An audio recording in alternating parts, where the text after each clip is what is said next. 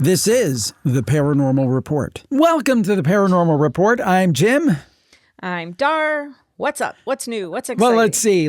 We had a little discussion before the show, a little frank discussion. My boss told me off. That's what happened. No, your boss didn't tell you. Well, I'll just tell people we're an open book. We were discussing something on the show today, and I had said A, and Dar had said B, and she was very certain about it, very certain that I was wrong. And turns out I was right. And what I was saying was merely, not that you're wrong, I'm wrong all the time, but just told me to be humble. Be a little more laid back. A little more laid back. Don't be so certain. To be humble. Humble in the sense that don't be so sure you're right all the time, because occasionally I'm right. I have too much going. Yes, I agree. Yes. Okay. Too much. Something we can't agree on. That's for a behind the scenes. Something we can't agree on. We just want to take a quick look back. The haunted garage sale and Hearst Cruise In. Excellent job from Jeff, Luna, that whole team. Oh my gosh, that was great. And I was amazed. They said 15,000 people showed up.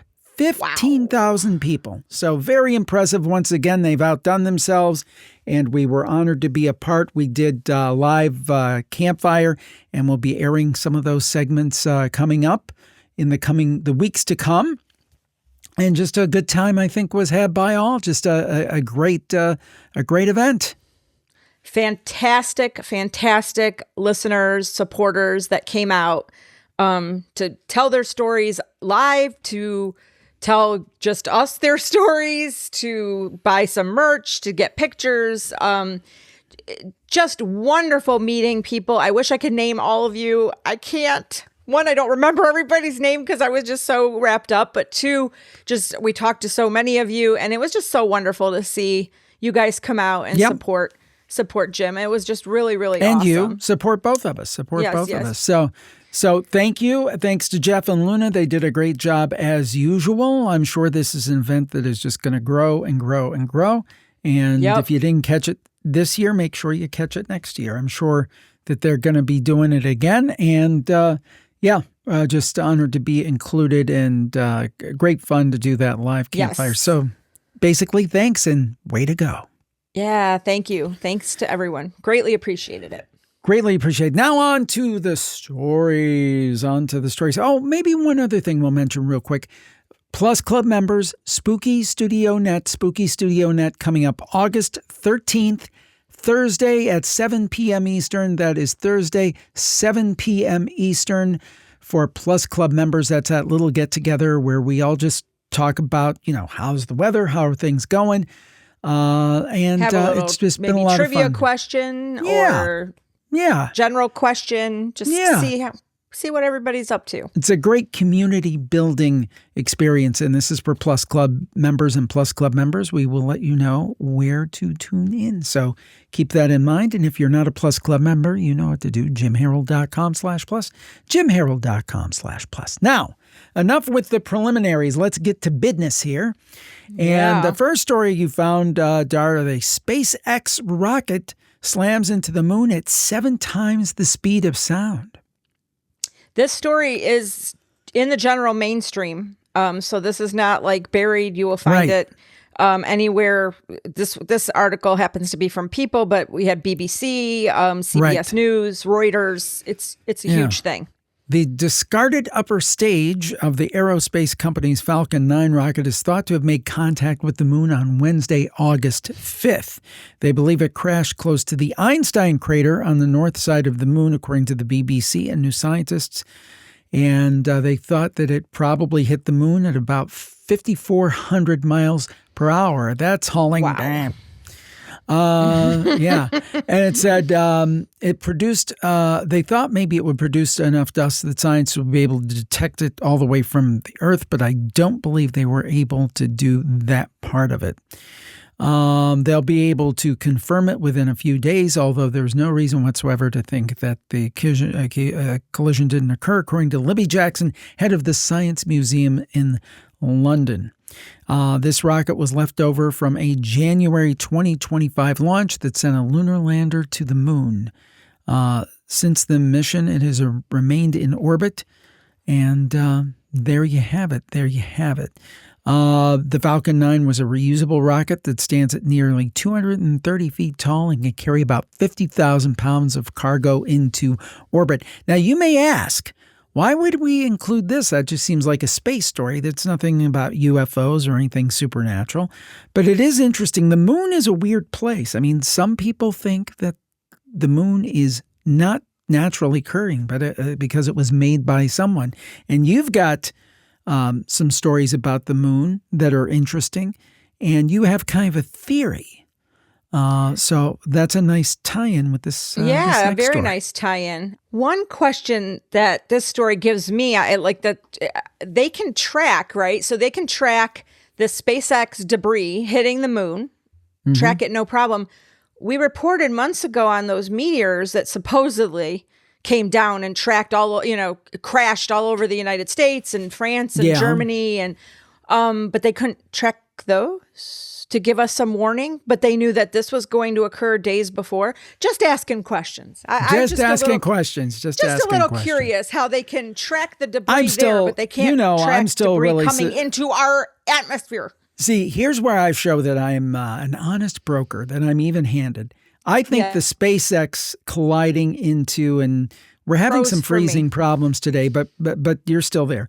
But the thing is that to me, this SpaceX thing, it's a case of a cigar being a cigar. I think it's just something crashing into the moon. You might have some different thoughts.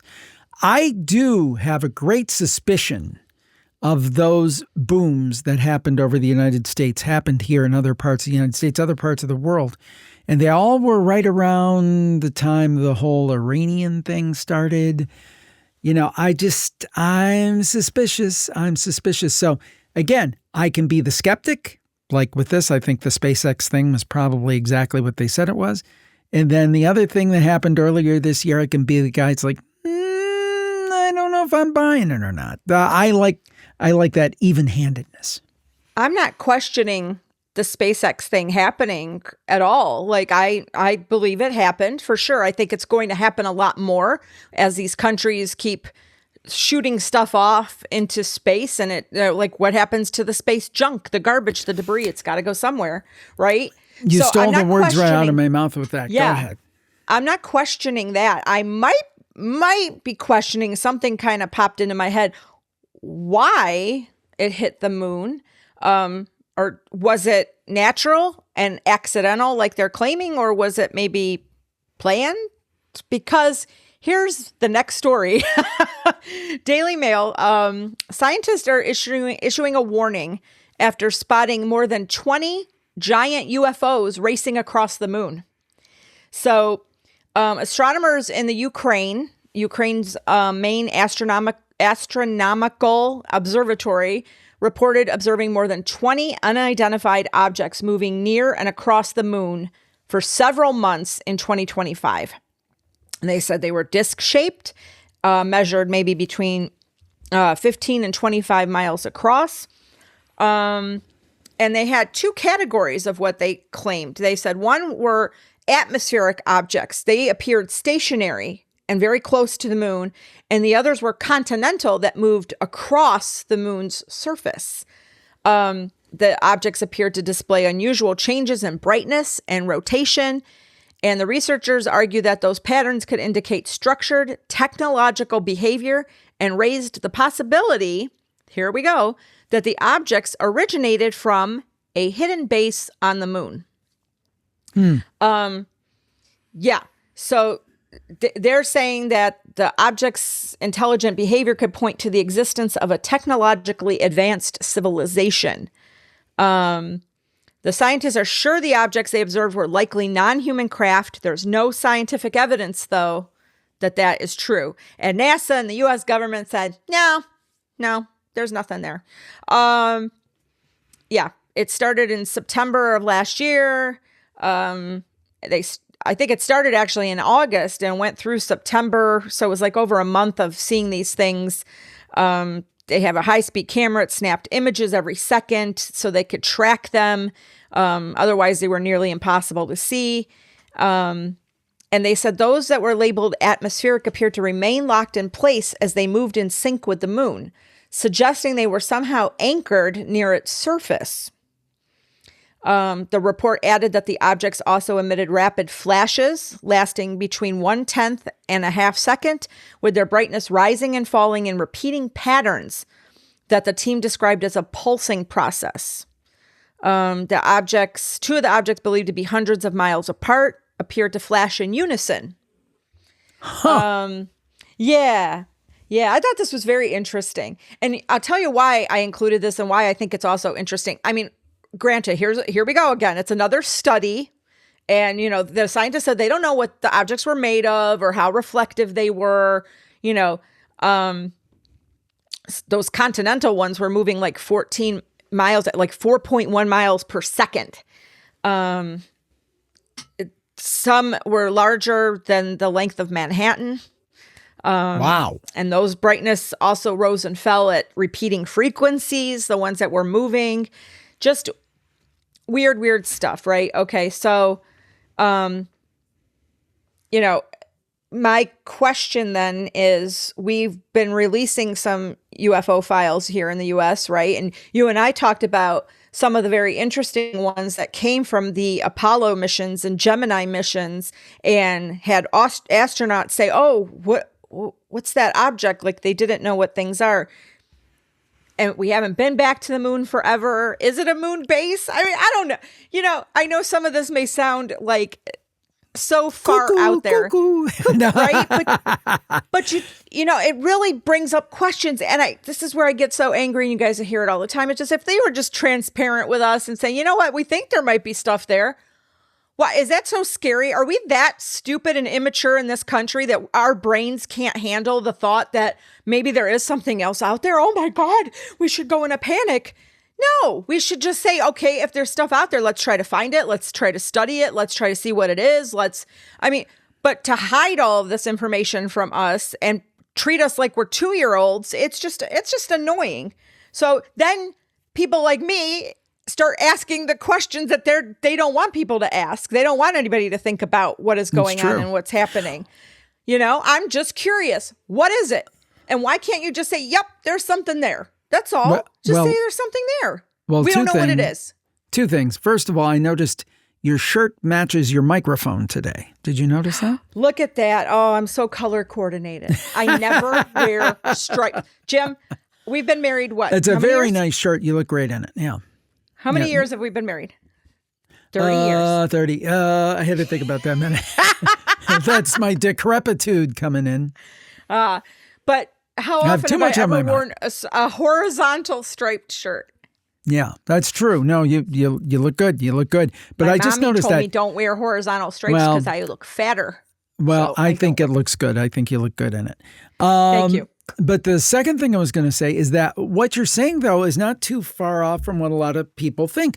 People are saying that the moon is the moon is artificially created, and it's a forward base for aliens.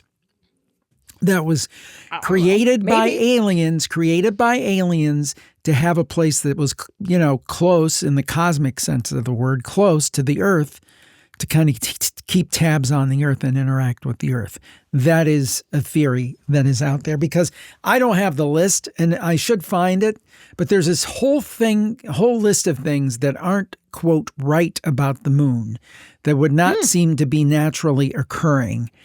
I forget what they are, but there's a whole list of justifications. These folks say this is why the moon is not natural. I'm not saying that's the case, but it is in line with kind of what you're saying.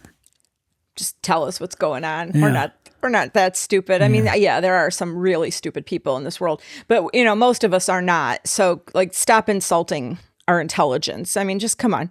And it's okay. This is the part I don't understand, why everybody thinks they always need the answers.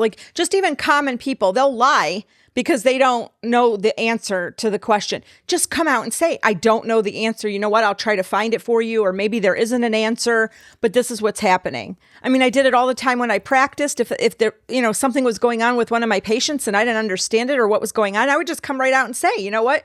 I don't know why that's happening.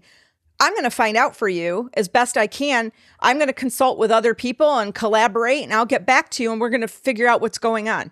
Why is that so difficult for people? Ooh, we admit a weakness? It's not a weakness. In fact, it's a strength to be able to say, you know what? I don't know something. That's true. That's a great point. Sorry, I'm off my soapbox. Well said. I'm well kind said. of fired well up said. today. There you go. There you go. Because I have to be humble. No, I'm just joking. I just meant in the context, if I there's know. a disagreement, don't be listen, so certain. I think that's a bad word. Not humble, but less certain. Less certain. My brain is not functioning lately. No, that's not the critique. That was not the critique. We all make mistakes. In fact, you catch me on many more mistakes than I catch you. That's not the issue that I had. Just don't be 110% certain. That's the way right. I talk, damn. That's how I am, damn. No, he never said that's how I am, but he said that's the way I talk. Yeah. No, that's the way I talk. I know yell. That's the way I talk. That's the way I talk. Damn. I know. I'm a no yell. What the matter with you? Except you add another word in there. What the hell is the matter with you? I'm just channeling my dad. That's all. Yeah. Just don't be so certain. Either one of us could be. Mistake. Oh yeah. Dar's dad one time, I did something and it was a minor infraction, but I made a mistake on something. He always went off the handle he with that. He seized on it. And I mean, overall, we had a great relationship. Don't get me wrong. But I said, well, haven't you ever made a mistake? And he said, no, I never make a mistake. And I never make a mistake. I could think of 3 or 4 major ones off the top of my head. But I got a whole laundry list of them. That you can, everybody makes mistakes. Everybody misremembers. It happens. It does. Anyway, one thing I'm not misremembering, I know we've talked on the shows about Skinwalker Ranch. This is that weird place out west, 512 acres in northeast Utah, and it's been very centered around the paranormal and UFOs. And this is from the Daily Star. And apparently the owner, Brandon Fugel, says him and his team have retrieved manufactured materials from deep within the ranch's rocky mesa, including heat-resistant ceramic fragments and peculiar metals which are not naturally occurring and do not match the soil composition that naturally occurs there.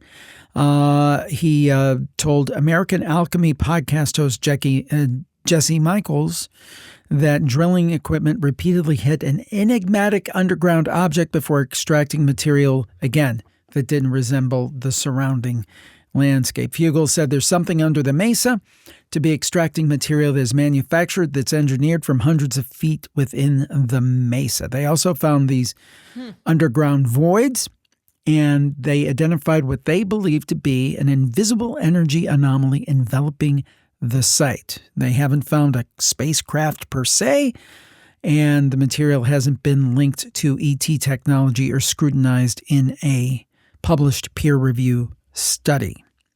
So, I mean, is this real? Who knows? But that is a weird place. And the weirdest thing about Skinwalker Ranch, and I think it was Colin Kelleher we did an interview with on the Paranormal Podcast a couple of years back, who's done a lot of work with George Knapp. And the thing that he talked about that freaked me out the most is this hitchhiker effect. People would go to Skinwalker Ranch, investigate the paranormal / UFO activity.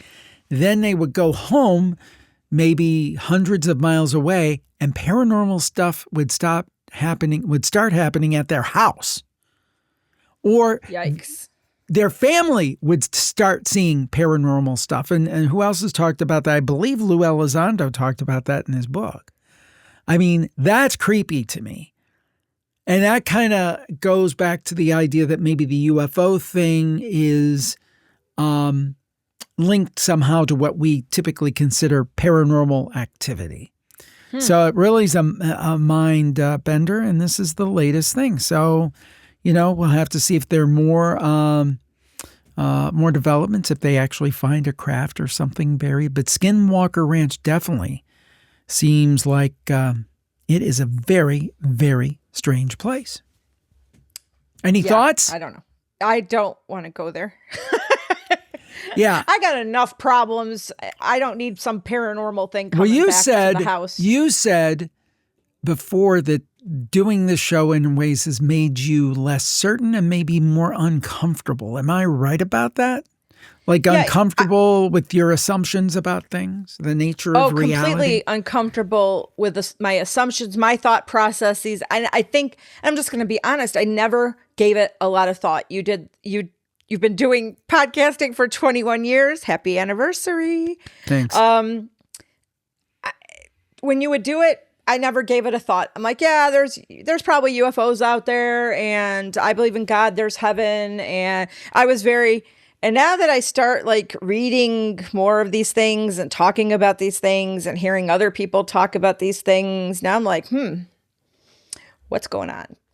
Yeah, it's true. It's true. It does make you think. I've been dealing with it so long that I've kind of become immune to it in the sense it doesn't disturb me. I'm kind of comfortable with uncertainty, but I can understand when you're newer to the subject. I'm not comfortable with the uncertainty. I don't like it at all. One thing before we go to the next story, because you talk about being uncomfortable, something I'm uncomfortable is the way I look on camera lately. I want to point this out to people so they notice. I have this place on my lip. No one can see this. Please tell him. No, on some of the campfire calls, I look like I have herpes from hell. Here's what's going on. I did this in the line of duty for podcasting. We were eating. And there was some hot, it was pasta or something that we had warmed up. And I had to do a campfire call. So I hurried and I ate it while it was hot and I burned the crap out of my lip. So if you see some campfire episodes where it's like, what has Jim got on his lip? That's a burn that I got in the service of the Spooky Studio and service of Jim Harold's campfire. Please tell him nobody Wounded cares. In action. Wounded in action. No one cares. I can't even see it.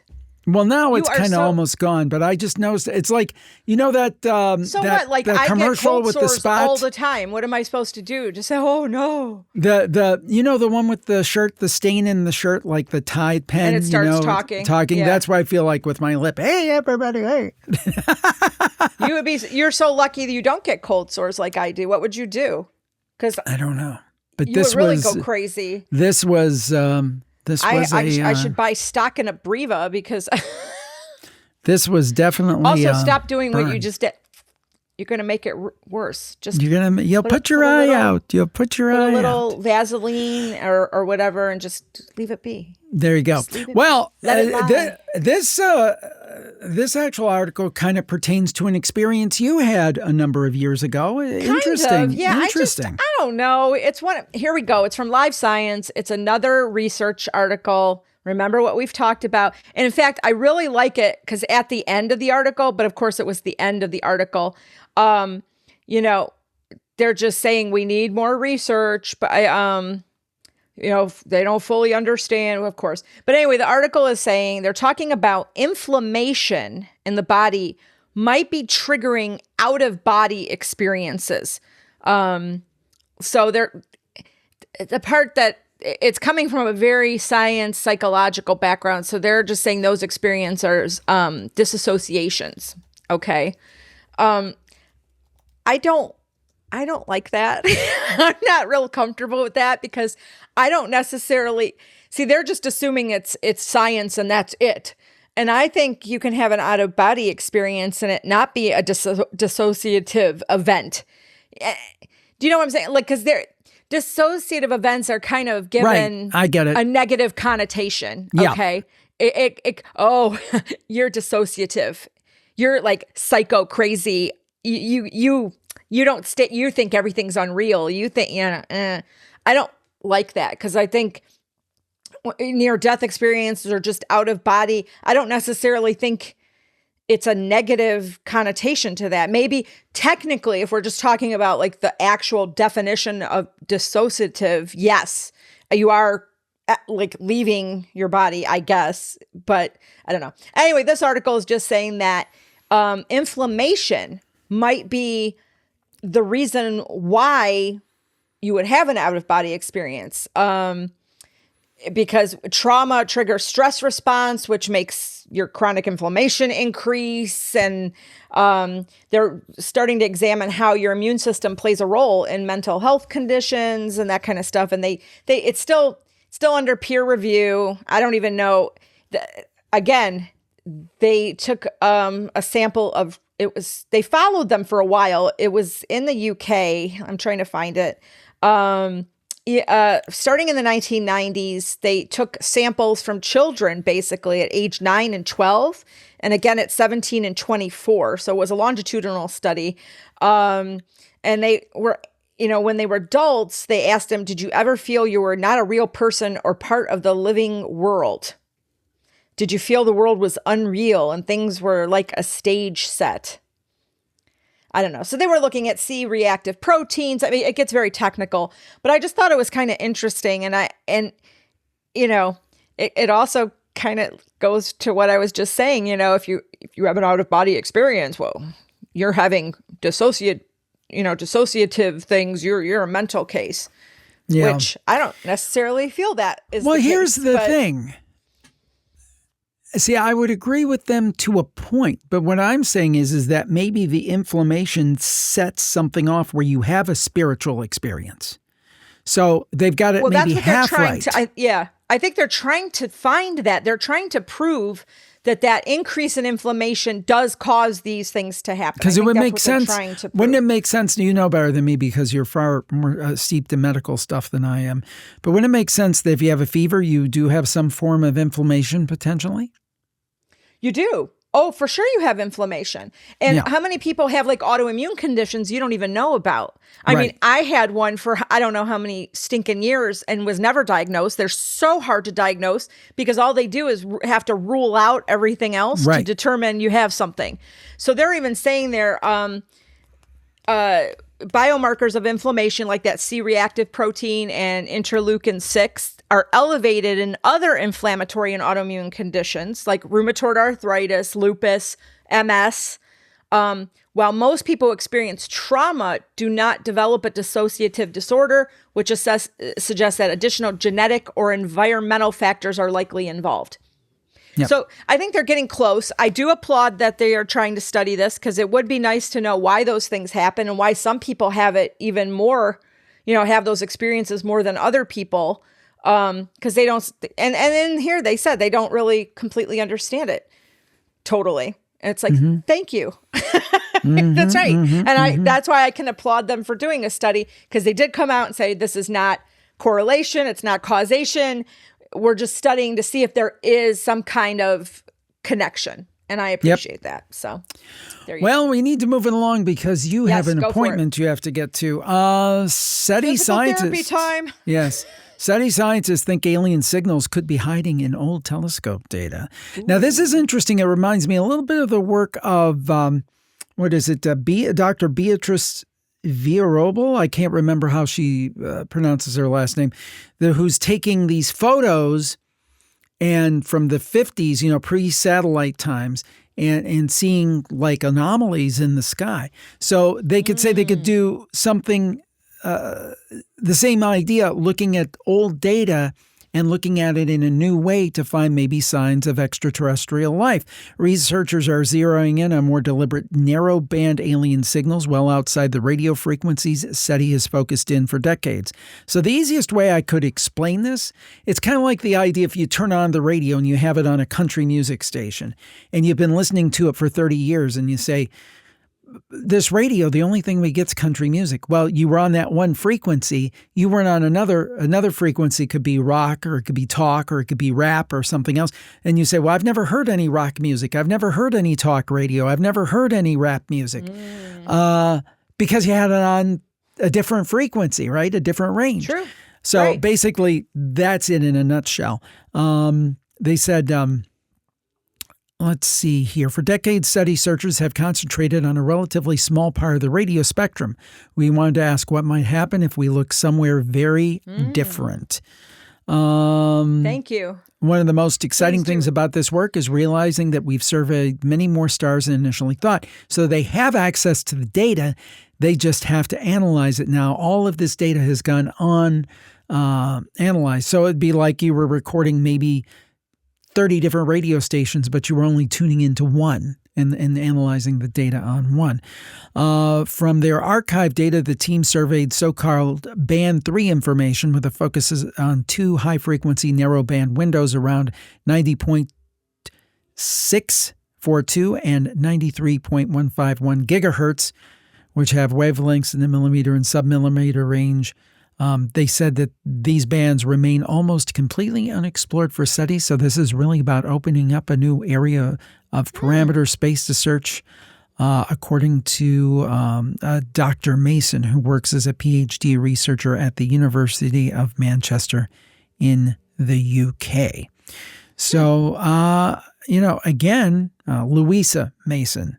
I assume she's a doctor, astronomer Dr. Louisa Mason, first author on 2 studies pursuing this new approach. This is in Gizmodo.com. I think that's cool. And I like that, getting back to Humble. I like the idea that they're saying, hey, we don't have it all figured out. Maybe there's this whole pool of data that we can look at. So good on them. Good on them. Yeah, I like for it. Sure. I like it. Kudos. Major kudos. For sure. You know who else gets major kudos? Who? Malcolm Robinson. He's been on the show before. Yeah. Yeah, he's a Scots UFO enthusiast. He's written books and whatnot. And he's kind of like me. He's saying the UK government is hiding the truth about unexplained sightings. And he wrote at the time to Keir Starmer, the prime minister, requesting all UFO reports be released, right? And, because he said, why shouldn't we know? In the interests of transparency. And he was informed by the MOD, Ministry of Defense, that it stopped keeping records of mysterious flying objects nearly 20 years ago. Yeah. Yeah, sure. Right. Uh-huh.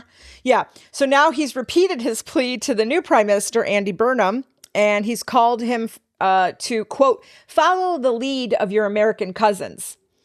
He said it's time for the UK to do the same as the US by declassifying all relevant files, reports, footage that can safely be made public, and to establish an independent inquiry to sightings across the UK. He said if the United States government's prepared to acknowledge these things, why shouldn't the British government?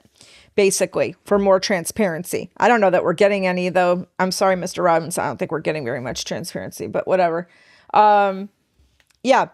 He's been so disappointed because his calls for years have just been, falling on deaf ears, and they're not interested. And, he's like, bottom line, let's just be transparent, right?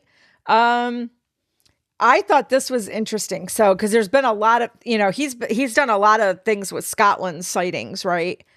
Yeah.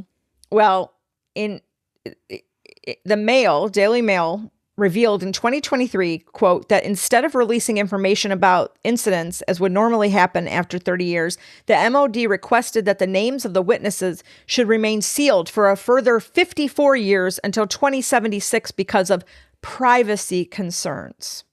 Yeah. And I think they're talking about the famous, what was the famous one in Scotland? Falkirk? I don't know. Do you know what I'm talking about? What? No. The sighting in Scotland, Jim, that was the big... I'm trying to find it in the article. You're not talking about... Rendlesham wasn't in Scotland. No. It wasn't Rendlesham. Falkirk? That's what I said, Falkirk, but you said no. No, I said I don't know. Oh. That's what I thought it was. Something in the 90s. They said... UFO, the most spectacular images of a UFO was taken in the hills above the A9 on August 4th, 1990. It was taken by a hotel porter out walking with a friend, and according to his brief written account, the shape, which dwarfed a nearby Harrier jet, hung in the air for about 10 minutes before ascending vertically at high speed and vanishing. And they said it was like one of the greatest government conspiracies, and that's the one that they want to seal for another 54 years. Yeah. So, yeah, we talked about that sighting on this show, or I've talked with someone. I think we did. Or maybe I talked with him about that sighting. I've talked about that And I sighting think we've before. mentioned this too. We have mentioned this as well. I know, because I was like, this is so but familiar. isn't it funny? It's one of the most compelling ones, and they want to seal it for another 50 years. These governments are playing the shell game, man. They are covering stuff up. I don't know what it is, but they're covering something up. It's just maddening. It's just maddening. It's just so upsetting. And if they're covering up this kind of stuff, just imagine what else is being covered up. What else we don't know about. No question. That doesn't have anything to do with national security. So get this. Now we think about what could be signs of alien life from another planet. If we could detect some kind of industry, if we could some kind of biosignature, if we could detect some kind of technology or maybe a structure. A lot of people think there's a face on Mars, for example, from those Voyager images from the 70s. What about bread? Have you ever considered bread? Well, apparently there's a researcher out, Julia Desmarines, an American astrobiologist who has been involved in both biosignature and technosignature research. And she says, we want to figure out if we can detect signatures of intelligence that occurred before the invention of radio communication.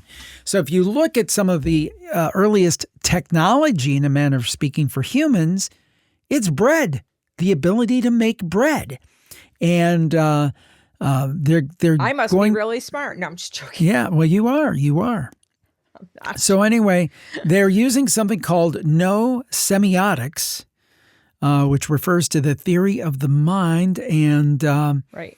And basically what they're going to do is that a no signature, as they call it, would be assigned of a noosphere of conscious minds of work. And she made the point that it sounds kind of wacky.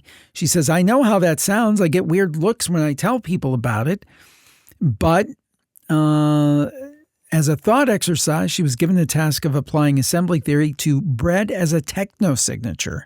She said, bread doesn't just pop out of a molecular cloud. It requires technology. It requires history. It requires intelligence. She says, say that you have samples of bread at different human and hominin archaeological sites throughout time dating back 14,000 years. The bread would be a signature of intelligence changing over time as the type of bread, its ingredients, and how the change is made. Now, exactly how we would detect this, she doesn't know, but it shows you the different kind of things. And she made the point that it took human civilization 4,000 years of bread making before they domesticated wheat over 10,000 years ago. And the release of excess nitrogen into the atmosphere disrupts the planet's nitrogen cycle, creating equilibrium. A lot of words in this article. Anyway, so the point being that I think maybe that would change the biosignature of the planet. You could maybe detect that. I don't know. But, that's the thing. There's so many different ways to look at this. And I think we all get like in our little boxes of, okay, well, you would detect this and that. Who would ever thought about bread? So that was from, I believe that was space.com, right? Space.com. So interesting. And it's interesting that more and more, quote, respected publications are talking about possible ET life and looking for it. Interesting thing. Almost like they're leading us to something. Next. As you may have heard, we had the Canada wildfires. Now they're here in the U.S. I think they just arrested someone in Washington and Spokane for those fires because those were deliberately set. Thanks a lot, you idiot. I'm sorry. I have to stop for a minute. I can't understand why people would want to do that. Why do you want to set fire to trees? What did the trees do to you? Why are you wanting to hurt people and the environment? And I'm not this big environmentalist by any means, but why? Why do you need to do that? Just no, you're right. Go home, ridiculous. Read a book. Go do something. Learn a book, Seth. These people? What's wrong with these people? But anyway, there's a wildfire. It's pretty disgusting, actually. It is very disgusting. I'm sorry. Trees. What did the trees? What did the animals do to you? Come. And even if they did something to you, turn the other cheek. Move on. Doggone it. Well, some people want to intentionally. I have a lot of theories I won't get into, but people want to intentionally disturb or destruct things. They want to cause problems, and they have agendas for causing those problems. But I won't get into that. We should take them and cause problems for them. How about that? Like I have a great criminal defense system. I know how to stop all of this very easily. I used to do a show called The Conspiracy Corner, and I have a lot of conspiracies in my head that I won't repeat. But I'd have a lot. If I kind of went unplugged, I'd have a lot to say. But I'm not going to do that. Go ahead. I speak more than you do. But anyway, there's a wildfire burning, Quail Springs. It's burning near Area 51. It's only 12% contained. Now, they feel this one, they said, was caused by lightning. I'm just including it because it's very close to Area 51. So, 12,990 acres, only 12% contained. And this story was from a few days ago. I can't find any updates because some of the recent articles are saying it was 0% contained, but that was prior to this article. They just pulled it from that instead of doing actual research. And it's mainly growing because of hot and dry winds, rough terrain, low humidity, high temperatures, because they basically have a heat dome over there right now. So it's getting very close to the Nevada Test and Training Range, withdrawn land, which is a restricted area and closed to the public. They're just kind of watching things over there. And I don't know if it's still going strong or if they've contained it more, but now there's a fire heading that way. If you were a true conspiracy theorist, I'm not, because I do believe that was probably lightning, whatever. Somebody's trying to get UFO stuff released by setting that on fire. I don't know. Whatever. That's not what I'm saying. I'm not saying all the fires. I'm not saying all the fires, but I think there are people who want to intentionally disrupt our society. Yeah. In North America. And I think that there are people who are causing destruction in various ways, intentionally, in a very planned manner, including possibly setting forest fires, which cause great environmental distress, social distress, a lot of different things. People lose their homes. It's just disgusting. And these are hardworking people. I think at least some of these are set by people with a very specific agenda. I'll say no more. Yeah. But that's my theory. But I tend to have a little bit of a conspiracy. And by the way, I mentioned this piece of trivia somewhere else. Do you know a celebrity who got in big trouble for setting a forest fire many years ago? Yes. Should I say who? Is it? Yeah. Johnny Cash.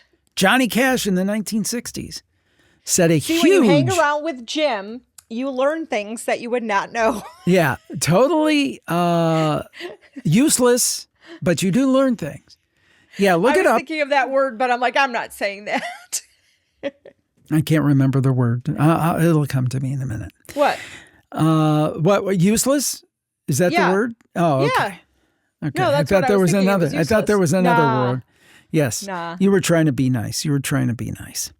But no, it's fun. I like hearing your different trivia things. Your different BS. All right. Certain things I don't mind hearing about. Page 2? Other things. Yeah, page 2. Go on. Page 2? Anyway. Page 5? So anyway, let's see. Rare early report of UFO. Apparently this has been found in a cardboard box. It's a letter describing a UFO experience in the 1950s. Wow. This typed letter was written by a Barbara Graves in Durban, South Africa, to a friend of hers in England. And she described on March 8th, 1953, while taking a photograph of the botanical gardens in the coastal city of Durban, she spotted a round object that hovered high in the sky. This is from The Independent. She said it was not an aircraft.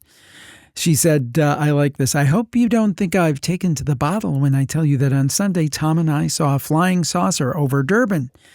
We were taking photographs and Tom asked me to look up to get the sun on my face, and when I spied a round object in the sky very high and moving, we both agreed it definitely wasn't an aeroplane.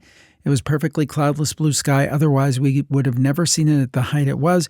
We watched it travel a good distance, and then we seemed to remain it seemed to remain in the same spot for a long time and went higher and higher until it was lost from our sight.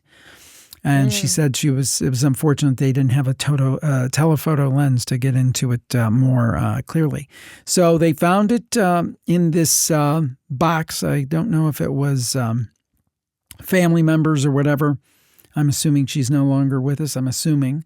The letter is coming up for sale at Sorters Auctioneers of Stansted, Mount Fitchett, Essex. What a great name they have in England for many things. As part of their Out of the Ordinary sale, it was found inside a box of unrelated ephemera purchased at a flea market in the southwest of England.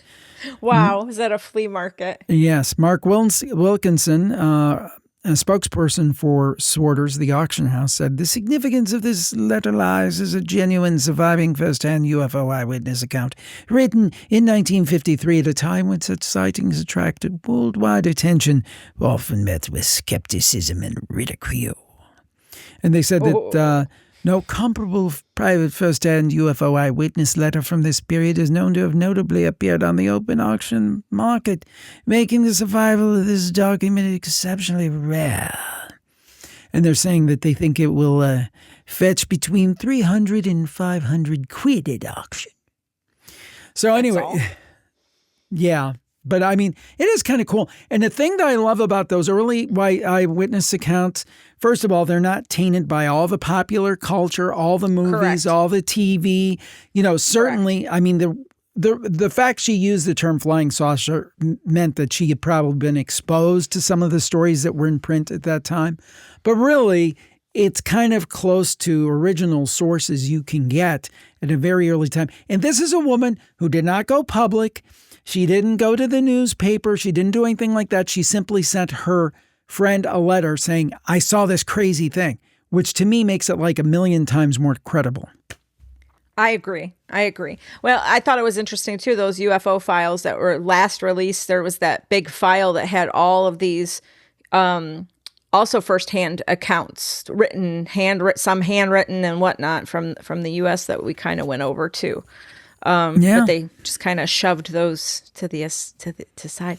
When you were reading this article, what it made me think of? Your campfire caller this week, was it Natalie from the UK who spotted her and her husband were in the garden and spotted a UFO. Huge triangular UFO, if I remember correctly, yeah. And I don't blame. She said she was kind of scared. She was scared, and I don't blame her. I'd be scared too. Are you kidding me? I'd be afraid it'd fall on me or something. I don't know. Yeah. And people are like, well, why did you take pictures? What if you need to be in that situation, you're not thinking about that time. Yeah. You're thinking of, are they going to kill me? Are they going to abduct me? Am I going to be like beamed up? You don't know what's going to happen. Crash on my house would be. That's right. That's right. You're not thinking about, I should get pictures. I mean, some people, I guess, most people I would think have and then afterward they go, I wish I would have taken a picture. Yeah. Well, of course, after hindsight is always 20/20. Exactly. Well, but we have really sharing the story. This one should have been the headline of the week. This is big news. Actually, I was talking to a neighbor of ours about this. Oh, were you? I didn't know that. Yeah. So if you are an X-Files fan, I know there's been talk of the reboot coming. I don't know. I'm always kind of skeptical of reboots. I think most of the time, not always. It's hard to improve on the original. That's right. But if you are a Mulder and Scully fan, Lego has a new set for you. Dun, da, da. I will say, this is from unexplainedmysteries.com. And the reason why I kept the story from them is because they are showing the YouTube video of Gillian Anderson. Gillian. Yeah. Lego made a trailer for the new set, and it is great. So if you get a chance to I'll have the link in our show notes. Great trailer for this new Lego set. It involves her. It's really funny, really well done, and it's quite an impressive set. But good luck, because I went to Lego store, lego.com, and it's already back ordered, and it just came out, I think, like a couple days ago. And also cough up $200 because it's $199.99. Yeah. And I think if you ordered it at the beginning, you got a special bonus or something. I don't know what that, you got like a special, you got a special gift. But these are, they still, I think while supplies last, you could still get it till August 10th. It was the X-Files Scully's lab was the special gift that you got with it. But it's a really cool set. Very well done. So if you're a big fan, I could see you wanting to kind of invest in this. Order one for the set. Ooh, that's $200. Are you going to put it together? Because it's also 1,478 pieces. So that's you get 8 minifigures, that's a lot of money. And I don't think I'll do that. Yeah. You'll get free shipping over $35. We need it. We need it to pay for bandwidth for the shows and things. So no duh. But anyway, it has like a bunch of you got Fox Mulder and Dana Scully. You get Walter Skinner, Mr. X, Alex and Carl, and a gray alien and the Fluke Man. So you get 8 little minifigures to come with it. It's pretty interesting. Cool, so there you go. Pretty cool, indeed. And well, it's been takes care of that. No. Yet another paranormal report. And I just want to say one thing real quick in recognition. Our past unpleasantness aside, earlier in the episode, Dar has been tremendous in her role. And also, I got to say, during the haunted garage sale, there were so many logistics and things to do with merch. And she basically did all of it. I just kind of showed up. So she did a tremendous job. So I just want to call her out and acknowledge that. And you're doing a fantastic job with all the bookings and following up with the campfire folks. So you are appreciated, even though maybe sometimes I'm one of those people that doesn't say it enough, Jim, but you really are appreciated. Thank you. If people need to realize that's just like a blip on our radar that I don't know what other couples do, but we just kind of spew something and then we're done and we move on, and that's not a point of contention anymore. So whatever. No. I admit I am making mistakes. I think I have too much on my mind. I won't rehash it. It's not you're saying mistakes. It's my attitude, and I'm telling you, I don't even realize that's how it's coming out. I really don't. Not I'm just to worry about it. It's over. But anyway, I do want to say one quick thing you guys can do for us out there. A couple things. Please follow this show and share it, because that would be awesome. But another thing, when you're talking with others, friends, whatever, even if maybe they're not into paranormal or whatever, please tell them what a podcast is or what YouTube is. I cannot imagine how many people came up to our table and had no idea what's a podcast? How do you get to, what's that? Is that like on the radio? And a lot of times. My God, 2026. My thing is this, lead with YouTube. That's a big part of the reason we're on YouTube. We did. I got to be honest with you. Well, I know you are, but I'm telling folks, when you're telling people about this show or the other shows, lead with YouTube, unless you know they're a podcast listener, because that's a big reason we did YouTube. If we had to live on what we make off of YouTube, we would be in a cardboard box. We basically make nothing. I mean, our costs to produce video are more than we make on YouTube. YouTube doesn't like us. I don't know why, but they don't. And I don't think a lot of people. So I don't think there's anything I can do to change it. So I stopped trying. But the main reason I'm on YouTube is that I do know there are people who are like, oh my God, a podcast is too hard. So I just say, here's a link to the YouTube. And 9 times out of 10, they're like, oh, I know YouTube. Yeah, I could do that.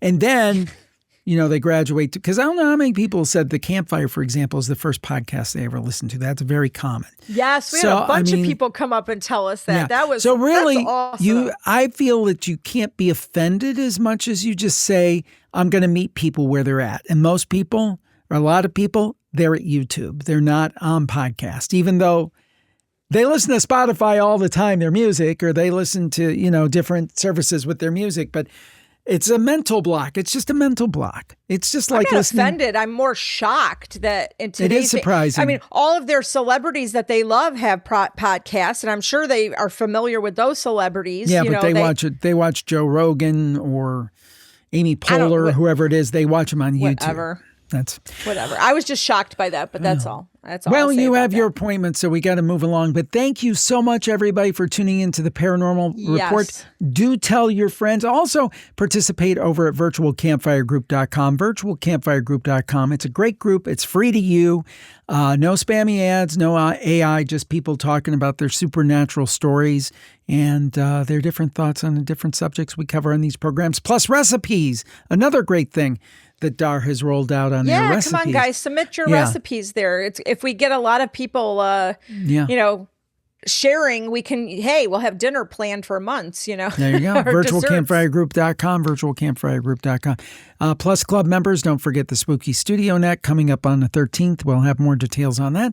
And thank you so much for being a member of the Plus Club members. And thank you for tuning in.